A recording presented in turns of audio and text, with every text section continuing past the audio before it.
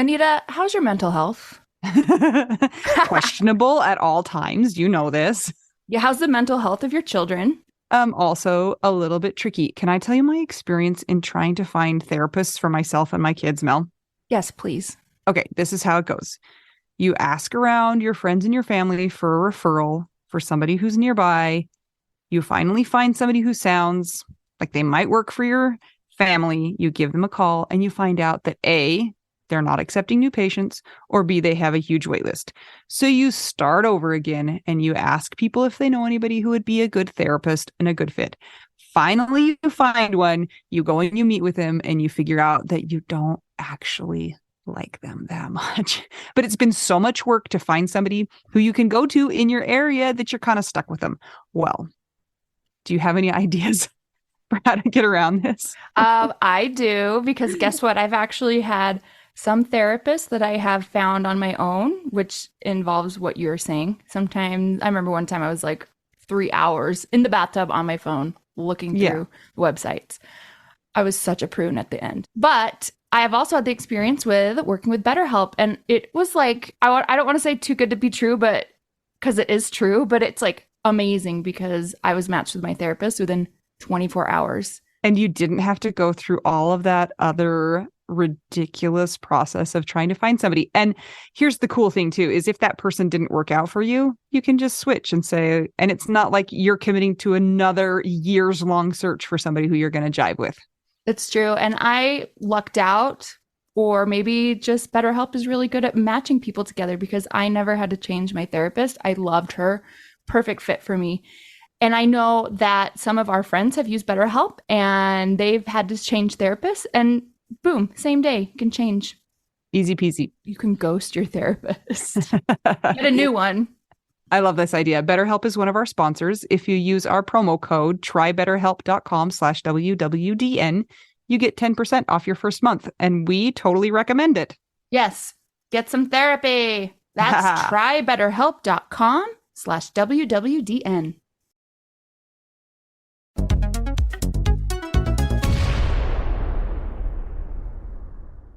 All right, Mel. Time to chat. All right. What do you want to chat about, Anita? So, a lot of the Widowsodes that we do, or these small episodes that we do, are based on discussions that are happening in the Widow Wives Club. So, if you're not a part of our Widow Wives Club and you're somebody who's had partner loss, you should hop on in there because we have great discussions in there. Somebody recently brought something up that she thought she was completely alone in, and found out really quickly that, in fact, she is not alone in this feeling. And we have talked about this on the podcast before, pretty head on, pretty directly, but we thought it would be good to talk about it in this context. And the term for this is passive suicidality. And I think a lot of people don't even know that term. I didn't know that term until you brought it up. But do you want to explain what that means? Yes. Passive suicidality is not the same as being actively suicidal and looking for ways to end your life. Passive suicidality is being in a state where you would welcome death if it came to you. So if you wanted to, if you're crossing the street, you would maybe not get out of the way if a bus was just coming right at you, but you would not cross the street with the intention of getting killed. That's kind of dire, but I mean, anybody that's listening to this probably knows a bit of what we mean. It's very, very, very, very, very, very common for people who have sustained loss, traumatic loss, significant loss. It doesn't have to just be partner loss. Those that have experienced loss of a child or devastating circumstances, same sorts of things. There is this sense, I think it's stronger in the beginning of loss, where there's just this feeling of, what is the point of being here? I just want to be with my person.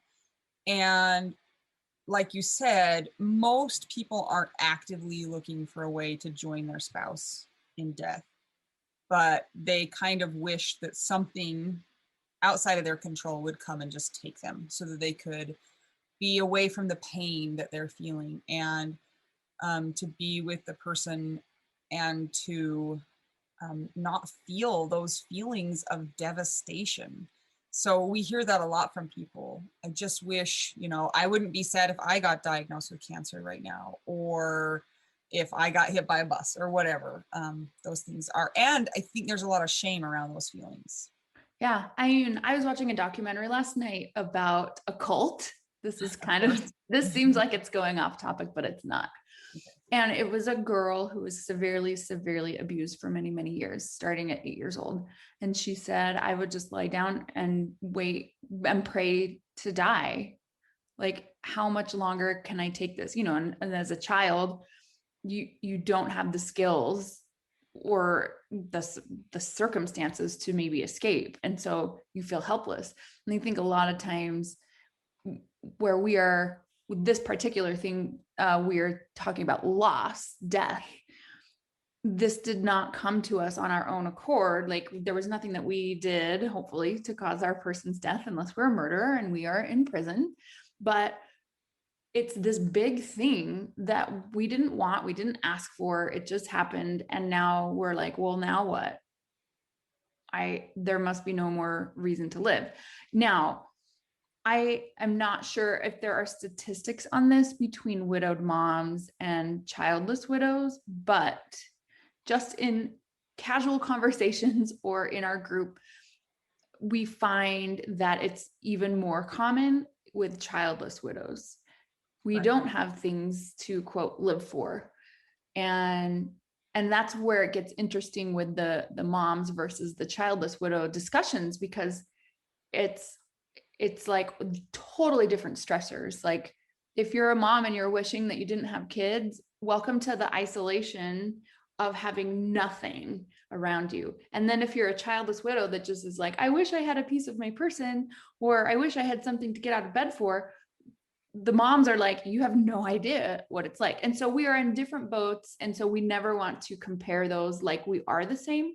But I do see that as a childless widow myself, it's time. There are times, even recently, I'm 3.5 years out, where I'm like, I don't have anything to live for. Like, I live for helping the widows, I live for my dogs, and that's it right now. Now I know better than to say, I know how my life's going to play out.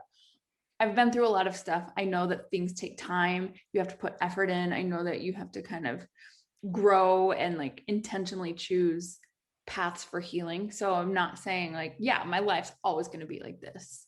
But I am in that period of time right now. At times, it's hard. The isolation is real. I was going to say something similar. Even in our conversations together, you'll say things like, if I got cancer, I would just let them, like, I wouldn't treat it. And I am like, oh no, I have to be here for my kids, because I put myself in their shoes. They've already suffered one loss. They can't suffer another loss like that. And for the kidless widows, you don't have that same need to stay here for somebody. And so I feel like you're right. Like, there probably is a higher degree of that sense of what is this all for? Like, there's no purpose in me being here, when you don't have the kids to tie you to this life and to this world. Because I still find myself feeling very worried and nervous about me dying. But I will say that in the beginning, I was absolutely ready to this is terrible, but this is real. I was like, I'm going to take all my kids with me, and we're all going to go together. We're going to go drive off a cliff so we can be together as a family again, which doesn't make any sense, and thank goodness that was not something that I really was considering. But I mean, it felt like a really, a really good option at the time, but it's different for me now than it was then, right in the aftermath. I can see that. It makes me think of, you had high suffering or high pain and low purpose. Yeah. Even though you do have the purpose of caring for your kids, but it was so new and changed so much, yeah, it's totally understandable. And I can see how too, even if you do have kids, like there's such pressure anyway, even if you're not a widowed parent, there's such a pressure on parents to do things perfectly, or Or everyone knows, adequately. well, yeah, when you're in when you're an adult, you're going to always blame your parents for things, you know, there's a lot Yeah. of pressure on parents. And so now you add being sustaining partner loss on top of that. And for a lot of our widows that have kids, the dad of the children is the one that is gone, or the mom of the children, the biological parent. So yeah, a lot of complex issues. So how have you dealt with it, Anita, at least in the beginning? In the beginning, it was just talking to people, and there's this really powerful concept. So, have you seen the movie Jojo Rabbit? No. You've seen no movies. You Well, just like watch no, true but I crime. That's do all you know, do. I know that Houndstooth Wendy has seen it. So in the very end of that movie, there's a quote from a poet, and the poem says, "Let everything happen to you, beauty and terror. Just keep going. No feeling is final." And that sits so deeply inside of me, that no feeling is final. And I look and I draw on that a lot, and I think to myself that whatever you're feeling right now feels like it's going to be like this forever, and it's not going to be like this forever. And it might take some time, and it's going to take some work, but there is going to be purpose again. And you kind of have to just ride out this part and trust that it's going to be different at some point in time. Yeah, I agree. I mean, I've been feeling this way for a really, really long time. It's something I fight every day. And I think what I've learned so much is, even though we have a feeling like this, it doesn't mean we have to be a slave to that feeling. And so they're emotions. And I mean, of course, they're, if you're working with a therapist or a psychiatrist or psychologist, they can diagnose you with certain things and help you in the clinical aspect or therapeutic aspect. But even just like lay people like us, we can recognize that we feel this way, and we can still live. Mm-hmm. And sometimes it doesn't often mean that if we take a step that we are going to feel better. It might be a long time. It might take a series of things. It might be hormonal things that we're dealing with. There's a lot of things. So I've kind of, in a way, not been trusting my feelings like I used to. And that might sound really detrimental, but in this case, for me, it's better. Because if I just woke up every day, it's like, okay, we also have anxiety, and anxiety is like huge dread, right? If we wake up and we feed into the anxiety and we're like, oh, I feel this way, therefore I should plan my day around my anxiety. You gotta, it's a kind of a give and take. You got to see what you can actually handle. But if we only pay attention to those really strong emotions and those strong feelings, then we're going to follow down that path. I'm doing some current reading. I don't have statistics right now, but it's it's about resiliency and resilient psychology. And they're finding in studies that the negative emotions are of a stronger power and pull than positive emotions. And so that's something to think of too. So easy. The whole old misery loves company thing, it's true. I mean, they're very strong emotions and they're easy to relate with. So it is a fight to feel positivity.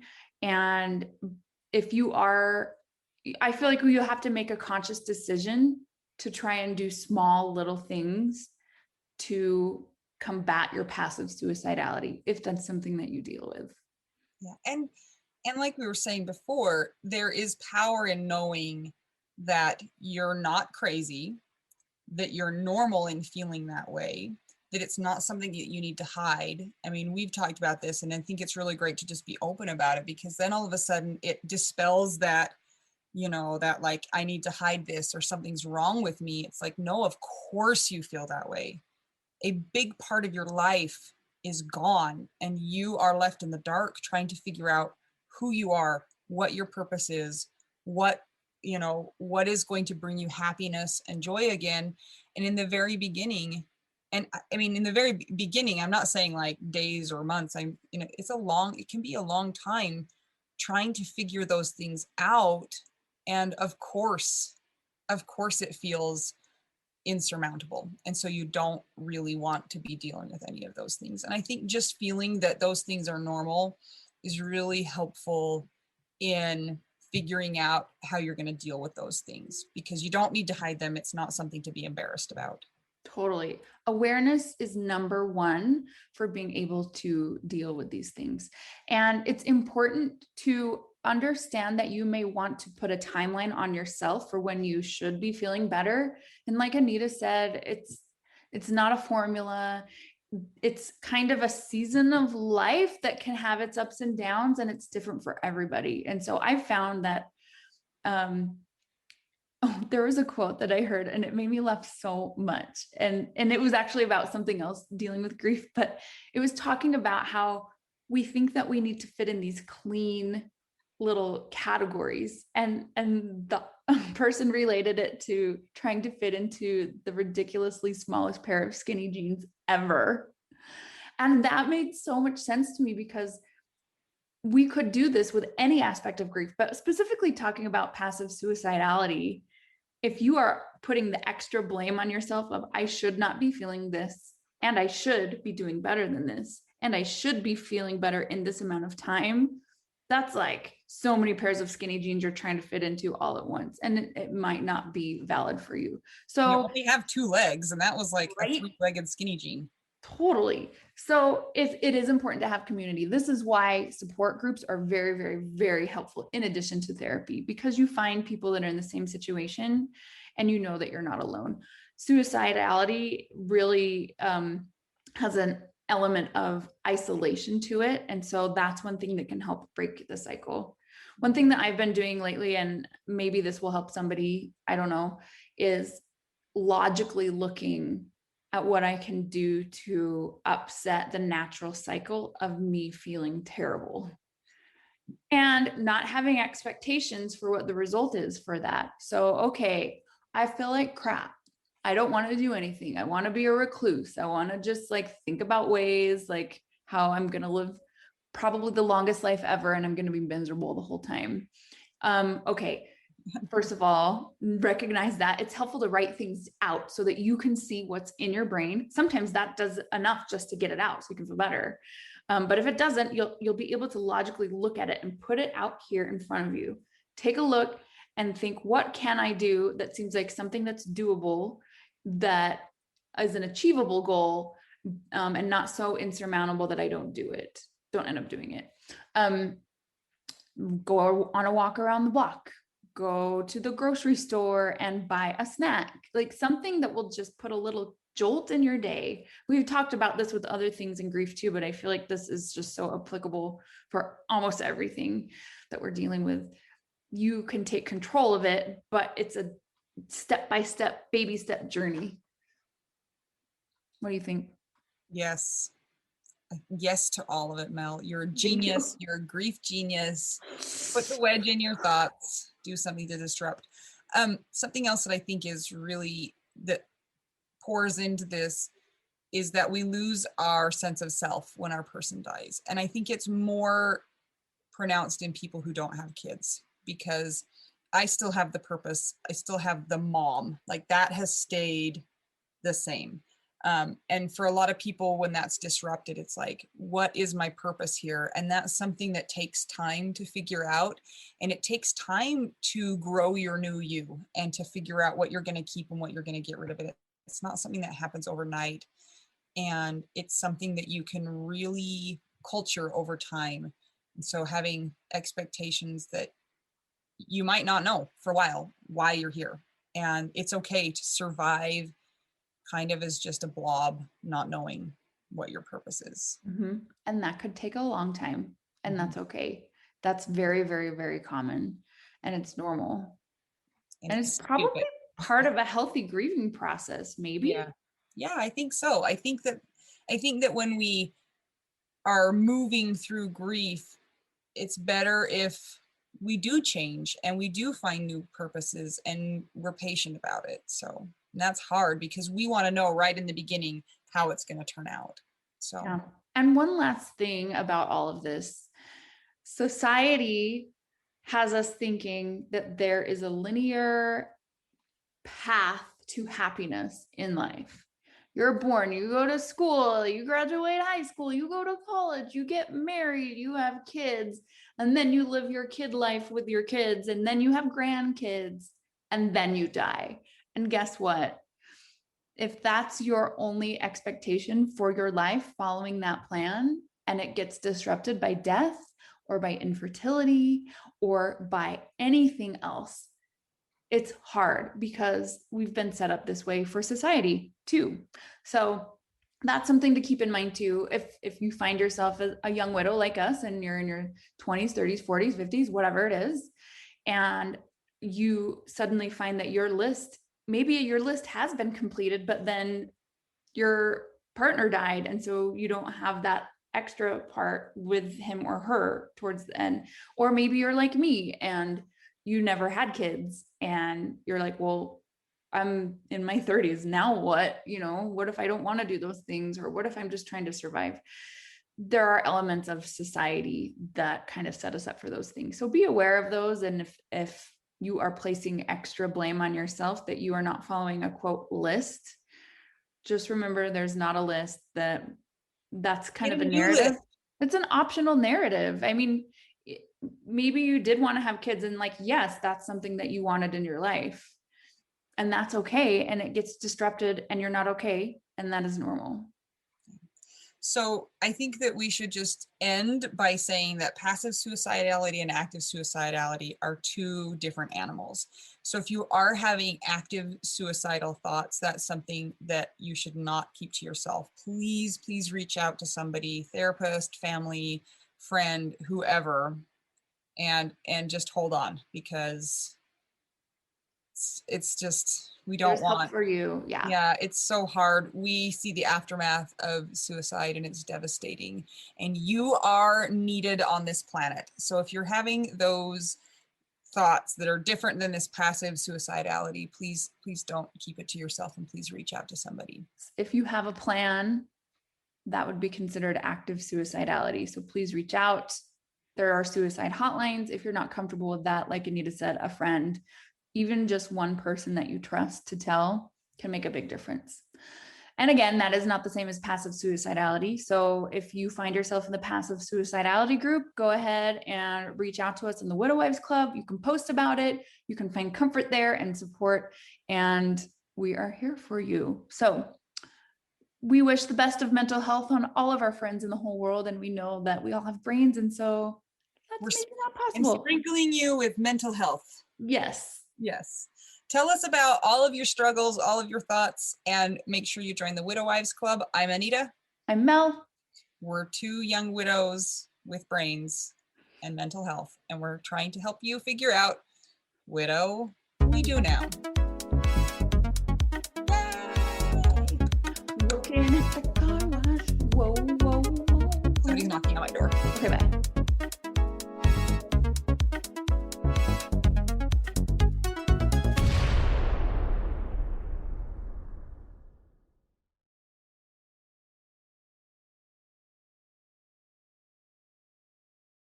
This is my favorite thing to discuss with you. Tell me, what is it? One of my favorite things. I do enjoy tacos and cheese and dogs. This is about how you cannot pay hundreds and hundreds of dollars for a phone plan, especially when you're a widow, your person is dead, you might have kids, you might need another option, and you just want your phone to work, you want unlimited texting and service, and you want it to be like $25 a month. It blows my mind that they have plans that start at $15 a month. That is so cheap. And the cool thing is it uses other 5G networks, and so you don't have to pay extra for that, and you still get great service. Yep. Anita and I have traveled all over, and I have used my phone. So I highly recommend it. And my mom's even on it. When my dad died, we put his phone down to the cheapest plan, which is $15 a month. And I think my mom's on the $20 a month plan, and it's so worth it. It's so much cheaper than what we were all paying before. So I highly recommend it. If you're on a budget or not, who cares? Ryan Reynolds is in charge of the company, and they send you free stickers with Ryan Reynolds temporary tattoos. It's kind of the best. So If somebody wants to sign up, what can they do, Anita? Go to trymintmobile.com/WWDN. Seriously, you guys, such a great idea. Save yourself some money.